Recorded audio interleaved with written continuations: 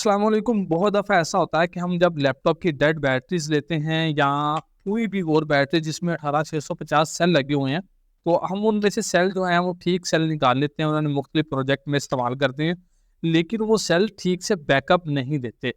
उनका बैकअप बहुत कम होता है, जबकि सेल दिखने में ठीक होते हैं या मल्टीमीटर से उनका वोल्टेज चेक करते हैं तो वो भी ठीक है। तो आज की इस वीडियो में हम यही डिस्कस करेंगे कि ऐसा क्या है जिसकी वजह से वो बैकअप बहुत कम देते हैं और हमें क्या टेक्निक्स जो हैं वो यूज़ करनी है ताकि उन्हें हम मैक्सिमम उनसे बैकअप ले सकें।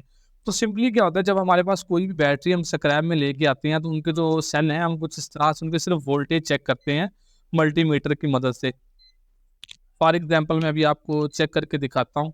ये मेरे पास बैटरी है और इसमें देखें 2.1 वोल्ट है और इसमें मैं अभी इनको निकाल लेता हूँ, उसके बाद चेक करते हैं ताकि ये ठीक से चेक हो जाए। यहाँ से ऐसे इसमें देखें 2 वोल्ट है, 1.6 वोल्ट है और 2.1 वोल्ट है। तो बाज़ हमें सेल ऐसे भी मिलेंगे जिनमें 3 वोल्ट होंगे या 3.4 वोल्ट होंगे। तो क्या होता है कि हम ये सेल समझ लेते हैं कि ये बिल्कुल ठीक है, मतलब इनमें वोल्टेज है, लेकिन हम समझते हैं कि इनको चार्ज करने के बाद इनके जो वोल्टेज हैं वो ओके हो जाएंगे और हमें अपने इस्तेमाल में ला सकते हैं। लेकिन ये जो टेस्टिंग का तरीकाकार है बिल्कुल गलत है, क्योंकि हम ये नहीं जानते इस सेल के कितने एमएएच हैं, इसके कितने एमएएच हैं, इसके कितने एमएएच हैं, इसके कितने एमएएच हैं।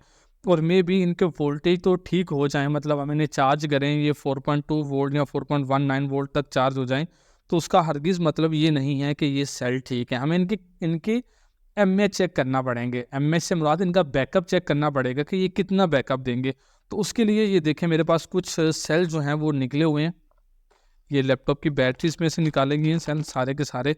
तो क्या होता है कि हम वोल्टेज चेक करके लगा लेते हैं, वोल्टेज सेलों के चेक करके लगाते हैं, अपनी नई बैटरी जो बनाते हैं उसमें ये सेल लगा लेते हैं, लेकिन वो बैकअप नहीं देते। उसकी वजह ये होती है कि इसके अंदर जो एमएएच हैं वो नहीं होते। मसलन हमें जो हम ये समझते हैं कि ये 2 सेल लगाने से हमें तकरीबन 5-6 घंटों का बैकअप मिल जाएगा, क्योंकि हमारा प्रोजेक्ट छोटा-सा होता है, तो वहाँ पे 5-6 घंटे की बजाय आधा घंटा या घंटा टाइम देते हैं, तो उसके बाद ये मतलब फिनिश हो जाती है, इनकी कैपेसिटी दोबारा से चार्ज करना पड़ता है।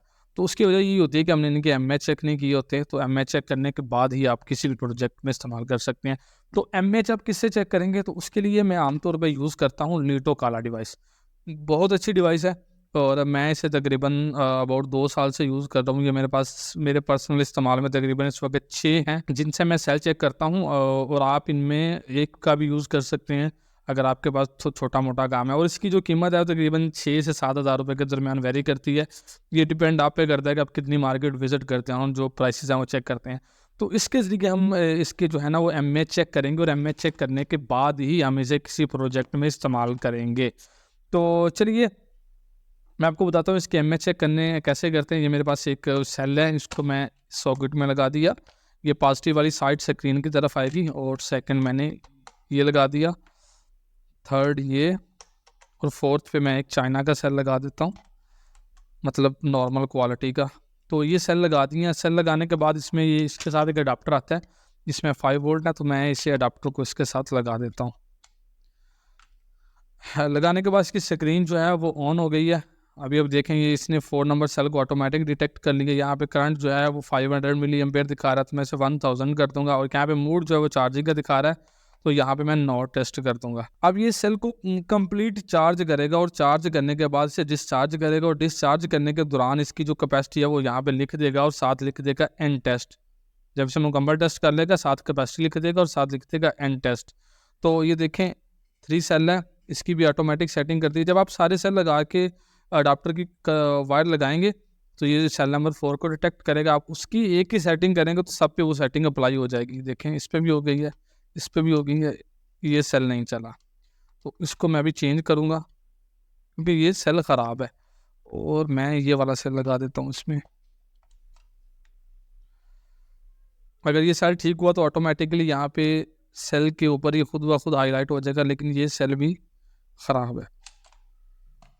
एक और सेल लेते हैं, ये वाला लगा के देखते हैं।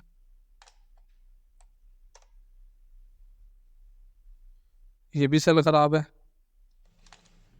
चले मैं ये वाला लगा देता हूँ। देखें ऑटोमेटिकली इसने डिटेक्ट कर लिया सेल को। मैं यहाँ पे 1000 mAh और यहाँ पे मैं नॉट टेस्ट करूँगा। अब इनको मुकम्मल जो है ये चार्ज करेगा, चार्ज करने के बाद डिस्चार्ज करेगा और कैपेसिटी हमें लिख के दे देगा कि इतनी कैपेसिटी है। मैं भी आपको दिखाता हूँ, ये देखें, ये मैंने एक सेल चेक किया है, इसकी 938 mAh है। और बाद सेल ऐसे होते हैं जिनकी 200 mAh 500 mAh की कैपेसिटी भी निकलती है, तो वो हमारे यूज़ में नहीं रहते। तो वो आप उससे कोई पावर बैंक बना सकते हैं, लेकिन वो भी आपको कोई अच्छा खासा बैकअप नहीं देगा। तो ये एक टेस्ट है, इसे करने के बाद ही आप सेल को अपने प्रोजेक्ट में यूज़ कीजिए, अदरवाइज़ आपको प्रॉब्लम फेस करने को मिलेगी कि आप जो भी चीज़ बना रहे हैं वो बैकअप नहीं देगी या बहुत कम बैकअप देगी, जिससे आप थोड़ा सा परेशान होंगे कि ये क्या प्रॉब्लम है, मतलब इसमें इतना बैकअप क्यों नहीं है। तो अभी ये देखें, ये मेरे पास बहुत से सेल हैं जिनका मैंने mAh टेस्ट करके रखे हुए हैं और इनके मैंने पेयर भी बनाए हैं। ये देखें, ये 1800 mAh हैं और मैंने इनको अपने प्रोजेक्ट में यूज़ कर सकता हूँ। इसमें मैक्सिमम है 1500-1400 mAh तक पड़े हुए हैं। इसका 1400 mAh है और ये 1500 mAh है। ये देखें, ये 2300 mAh है। ठीक है, ऐसा भी होता है कि आपने भी mAh की कैपेसिटी चेक ही नहीं की, तो आप क्या करेंगे कि मतलब यहाँ पे कोई समझ लें कि यहाँ पे एक सेल था, इन दोनों को आपस में लगा देंगे या इस तरह से। तो क्योंकि एक सेल के mAh ज़्यादा है, एक की कम है, तो आपको बैकअप में प्रॉब्लम करेगा, बहुत कम बैकअप देगा। तो इसलिए आपको किसी भी प्रोजेक्ट में सेम mAh के सेल ही यूज़ करना होंगे। तो ये एक छोटी सी वीडियो थी जिसमें मैंने आपको गाइड किया है कि जब भी आप बैटरीज के सेल किसी प्रोजेक्ट में यूज़ करने लगें तो आप उनके mAh लाजमी टेस्ट करें। अगर आप mAh टेस्ट नहीं करेंगे तो आपको ये प्रॉब्लम फेस करने को मिलेगी कि आपकी बैटरी का बैकअप नहीं या बहुत कम बैकअप। उम्मीद है कि आपको इसमें कुछ ना कुछ रहनुमाई मिली होगी। मुझे इजाज़त दीजिए। अस्सलाम वालेकुम, अल्लाह हाफ़िज़।